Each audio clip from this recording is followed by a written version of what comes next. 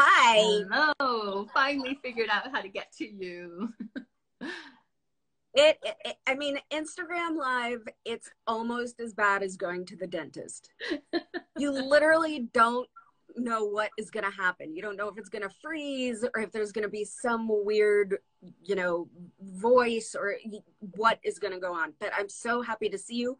And I'm very grateful that that just sort of happened seamlessly. So I know. I am so thrilled to be with you. I think technology is one of those things. It makes such a difference in our lives, but when it doesn't work, oh my goodness, it definitely tests our patience. So it is so frustrating. And you would think in 2021, where we can land things on Mars, that we'd be able to figure it out. But, then I have to remind myself the phone is actually sending signals out to space, and then those signals have to be read and brought back down.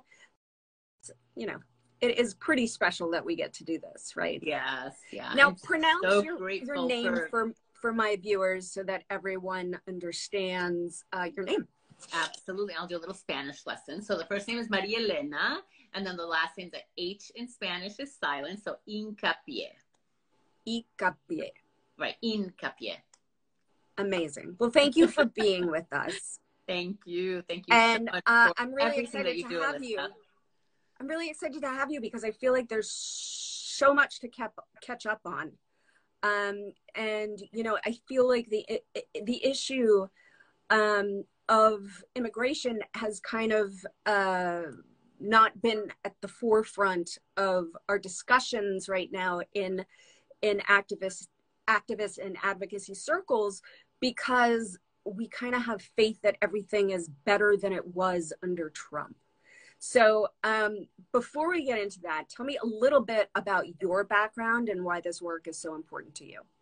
Sure, absolutely. And thanks, Alyssa, so much for your platform, for all of the many causes that you support, including immigrants. So I'm an immigrant from Colombia. I was born in Medellin, Colombia, and I immigrated to the United States when I was 3. So I've grown up in the U.S.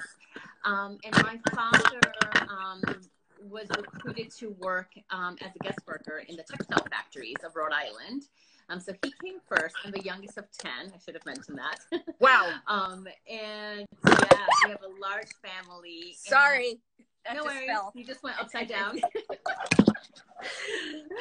See, it never works as planned. Go ahead. No. As I was saying, technology works until it doesn't. Right, exactly. So just really briefly, I'm from Colombia originally. We immigrated to the state of Rhode Island. My parents were both factory workers. The textile industry is one of the biggest industries in Colombia, and he was one of 7 immigrants from Colombia that were recruited to work in the textile industry. And Alyssa, the immigration laws in the 1970s were different because I'm a byproduct of the civil rights movement. A lot of people don't realize that the civil rights movement also resulted in the 1965 Immigration Act, which did away with racial and national origin quotas for the first time in our history. And so my father and my family were able to come to the United States in the 1970s as a result of the civil rights movement. So we came with green cards. He was able to petition for us. I often say to the young immigrants, the so-called dreamers, today there is no difference between my family's experience and their experience. The big exception that I had that little piece of a green card that allowed me to have the opportunities that my family and I have had. And do you think, why is this such a hard issue to make dignified and humane in this country? Is it racism? Is it because the GOP has done such a successful job at putting fear in people's minds about, things that are simply not true? If you could go into a little bit of that for me, and talk about why this is such a tough issue to just get right. I think there are a couple of things. And I think the fact that you've got your orange No RA shirt is so related. Immigration is one of those issues that actually historically has bipartisan support, right? Doesn't matter what part of the aisle, what side of the aisle you're on. There has been, if we look at the fact that today we are in the 3rd decade of the 21st century, but yet we're still operating on an immigration system from 1986. That's the last time that the immigration laws were truly reformed, and that was under President Reagan, right? Fast forward, President Bush W was almost at the brink of also reforming our immigration laws right before 9/11. And since 9/11, what has happened is that the anti-immigrant folks, the people who were the advisors of President Trump, for example, basically used fear. And it is saying since 9/11, they created this whole narrative about immigrants as a national security threat, immigrants as so-called terrorists, as criminals, and used that to basically scare Americans out of being able to reform our laws so that we all can thrive in this country. You know, the fact is that in the United States, we talk about this being a nation of immigrants. Well, you and I both know that actually this is a nation of indigenous peoples, right?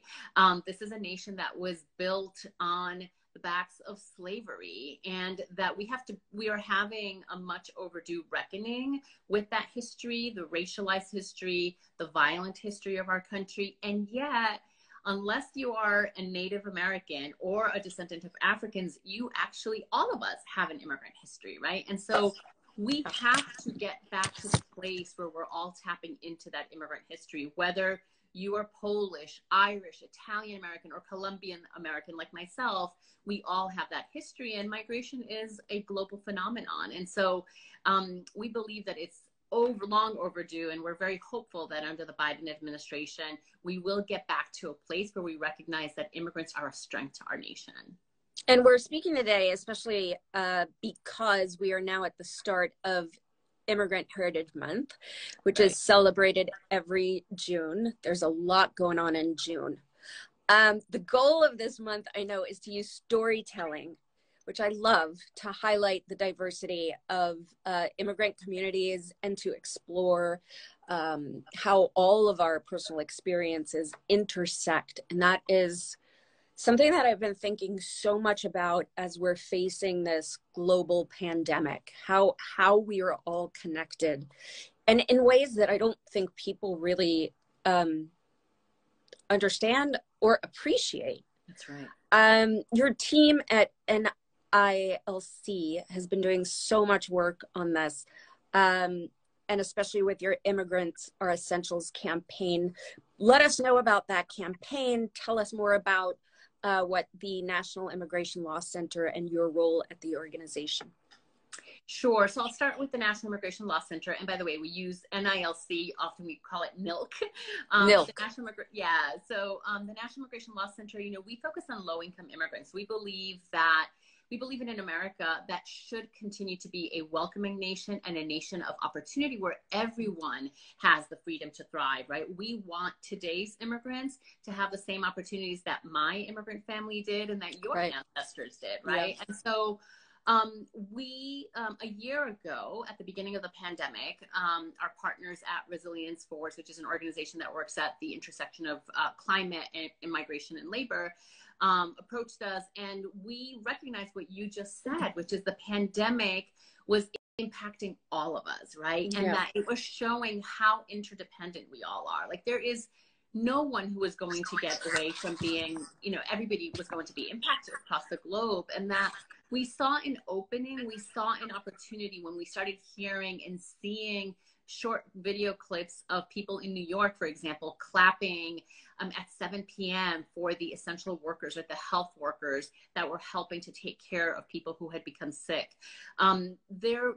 We saw an opening to help shed light and to tell the stories of the immigrants and the essential workers that were going to help us get through this pandemic. And so, you know, every single day, anything we eat in this country, whether it's fruit, whether it's vegetables, if you had chicken for dinner, like, all of our food for the most part comes from farm workers. If we ordered online and had food delivered at home, you know, you're talking about the restaurant workers, you're talking about delivery workers, warehouse workers, like, so much of our everyday existence is reliant on immigrants. About 70% of the immigrant workforce works in one of the essential industries. And so we wanted to partner with artists and creatives, people like you, storytellers, to help amplify the stories of those individuals, right? Recognizing that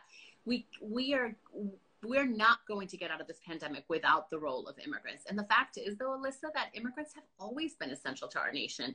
They were before, they are today during the pandemic, and they always will be, but they need to be recognized under the law. And so we've partnered with amazing artists like Paola Mendoza, another Colombian, who has this beautiful exhibit right now. It was in Soho in New York recently, and right now it's in Washington, D.C., where she's profiling 7 immigrants who were essential workers, but who have died because of COVID, and whose families are grieving. And it's both, her beautiful artwork is both a celebration of their life and what they gave up and what they risked, but it's also a reminder to us that this recovery, we are not going to be able to get out of this recovery without immigrants. And so through the Immigrants Are Essential campaign, we're hoping to amplify those stories and hopefully get Congress to actually recognize them under the law. And where can people find out more about those stories? Yeah, so you can go onto immigrantsareessential.org, which is, you'll get to see the beautiful artwork there, and you'll also be able to have a call to action and contact your members of Congress. And then you can also go through our website, NILC.org. Now, it feels like, right, I mean, we had 5 really rough years with Trump and the rhetoric, and it was so gut-wrenching and heartbreaking. And I mean, I went to the border numerous times. I went to child detention centers, filed a FOIA for, you know, a privatized detention center that was being investigated for sexual trauma. The sexual assault was unfathomable. I'm hopeful, and correct me if I'm wrong, please, that we have turned a corner with this new administration on really figuring out how to implement an immigration system that is filled with dignity and grace and fairness. Is that true? Absolutely true. Yes. I mean, first of all, thank you, Alyssa, for the work that you did on the border and for helping to be an advocate. You know, frankly, the last 4 years, as you said, they felt like nothing less than an all-out war on immigrants. No, I literally just got goosebumps while I was talking about it. Yeah, you know, and it's like the indignity, the violence, the fear, right? The paralysis that that administration instilled in immigrant communities. You know, one of the things that we worked on over the last 4 years was a public charge wealth test that Stephen Miller, it was his top policy priorities. And that was the craziest thing. I actually lobbied against that on the Hill. Yeah. I tell everybody what that was about. They wanted everyone who was coming into this country for, you know, by the way, and I've said it so many times, my Instagram followers are probably so sick. People move, okay? When the going gets tough, the tough get going. And I'm an ambassador for UNICEF, so I know what people are fleeing. And if you are a mother or a father and you have a child and you're trying to flee your country to get someplace safe, it is up to us to make that a welcoming country that is a safe haven. So what they were, tell them about the public charge rule. Basically, they had to show tax papers from their own country, which, by the way, half of the time people don't even have birth certificates when they're coming here from other countries. Yeah. So how are they going to have their tax returns? Yeah. I mean, I just wanted to echo what you just said about people move, right? It is human nature, right? Since the beginning of time, right? We move for love. We move for safety. We move for freedom. We move for joy, right? We move for climate change. Yes, we're going to be moving a lot more for climate. Oh, yeah, absolutely. And, you know, that movement happens between cities, between states, between countries, right? It's like, this is a global phenomenon. And for a country like the United States, and I say, frankly, this is true globally, it's like, we actually need to learn how to manage migration in a way that respects the human rights and dignity both the people that are moving and for people that live in this country. So we talk about people should have the freedom to stay, right? First and foremost, people shouldn't be forced to migrate, whether it's because of climate, whether it's because of violence. I mean, so much of the migration from Central America, for example, is based on gender-based violence. We're talking about, I've had, the both honor and horror of interviewing mothers and little girls, who were threatened with gang rape. Like, any mother is going to take her 11-year-old and rush to find safety, right? If that's what it takes. And so, we have this global phenomenon that we need to find. The Biden administration, going back to your question, is like both committed to undoing the harms of the last 4 years, as well. We absolutely need to build a 21st century immigration system that is worthy of our nation and our values, and that really allows people to have that freedom to thrive. And, public charge is a good example of that, right? Where this was a rule that Stephen Miller, it was his top priority because he understood it as a way to slow down demographic shifts. And basically they were saying, if somebody you needed healthcare, housing, or nutrition assistance, they were not going to be allowed to stay in the United States if they were here already and remain with their loved ones, or to come in the future. They would be denied a green card. And so what that meant, especially during a pandemic, was that people did not go to get COVID tested. People were afraid of even applying for unemployment. Of course. They were legally eligible to apply for unemployment, right? The complexity of that law, and all it was basically fear-mongering. It created a chilling effect where people didn't even take their children. I mean, there was one story, Alyssa, I think you'll appreciate this, of a teenager in Southern California who was super depressed and suicidal. And his parents were so afraid to seek medical care because of public charge that they didn't. And he attempted suicide. And it wasn't until they took him to the emergency room when he attempted suicide that they got the assistance he needed. But even after that, even after the doctor said, look, it doesn't matter, your immigration status will not impact, he needs to get medical care, they were so petrified because they were afraid that if they did seek care, that the family would be separated, especially when they saw what was happening at the border. So the public charge rule is one of the examples where we fought that over the last 4 years. We litigated. We were able to block that from taking effect.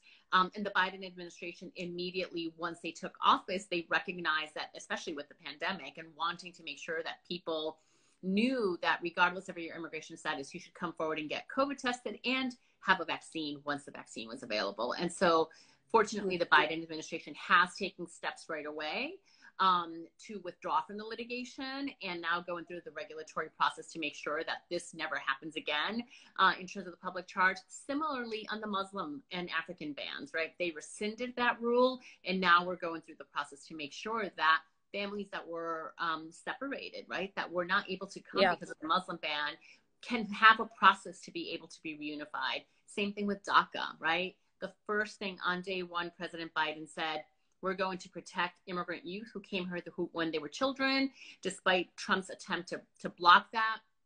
We at the National Immigration Law Center have had the privilege of representing so many of these DACA recipients.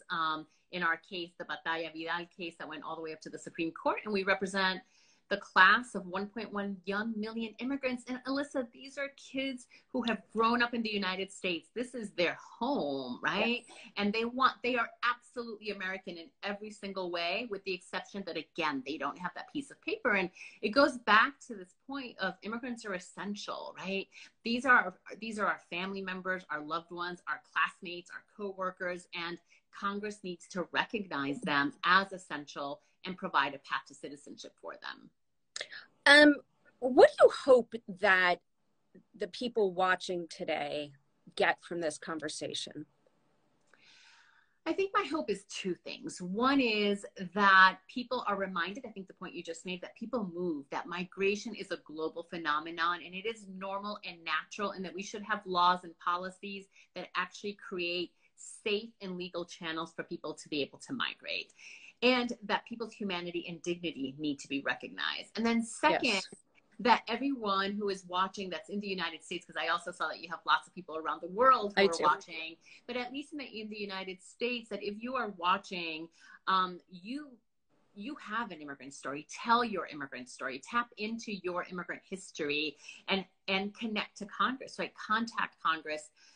Make sure that we don't let a single day go by without Congress taking action. Again, we're at the brink, almost at the brink of coming out of this pandemic, and that would not be possible without immigrants. And so there is no recovery without immigrants. We need to make sure that they are placed on a path to citizenship, and that we reform our laws in a way that, again, is a 21st century immigration system that allows everyone to have the freedom to thrive.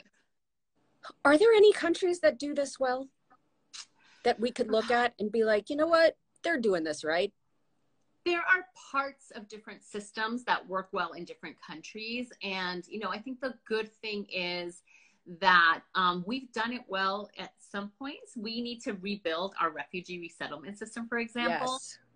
That was decimated under the last administration. We need to make sure that, again, first and foremost, that we're recognizing, on the one hand, undocumented immigrants, the 11 million people who the majority have been here for over a decade. They have U.S. citizen children. They pay taxes, right? We need to create the systems for them to be able to get on the path to citizenship. And then we also need to be looking at what are the ways that we create legal channels for people to apply to come here legally, having a regional approach, right? I think this is where the EU, for example, has a way for people to migrate between different countries with work authorization. You know, the fact is that in the Western Hemisphere, throughout the Americas, many people do want to just come here to work and then go back home, right? Having that circular migration, which is almost no longer existent, but making sure that people can come to the United States with full civil rights and labor rights is really critical as well. And I think my last question for you is, what gives you hope? Oh, I am definitely very, very hopeful. One is, look, over 81 million voters came out in November and in January to deliver a strong mandate to the Biden-Harris administration. So I'm very hopeful with the changes that we're starting to see already. I'm very hopeful that when I see the sacrifices that immigrants are making every single day, and that they get up every single day because they continue to believe in the promise of America. And I see what's possible and the changes that we're making every single day. We're winning and making changes both at the federal level and at the state and local level. We're becoming, once again, a welcoming nation. We are once again becoming a much more equitable and more just society. We have a lot of work to do still. But I wake up every day with so much hope because of people like you and so many of your, everybody who's watching and listening, who believes that we can do better in this country. We can do better for all of us to have that freedom to thrive. Well, you give me hope. Thank you for doing what you do. And please call on me if I can be of service to you or NILC. NILC. Got it. Yes. Thank you so much, Alyssa. Thank you. So take care. For you and to everybody who's watching. Thank you. Be well. Yes, you as well. Take good care. Thank you. Bye, everybody. Thanks for tuning in.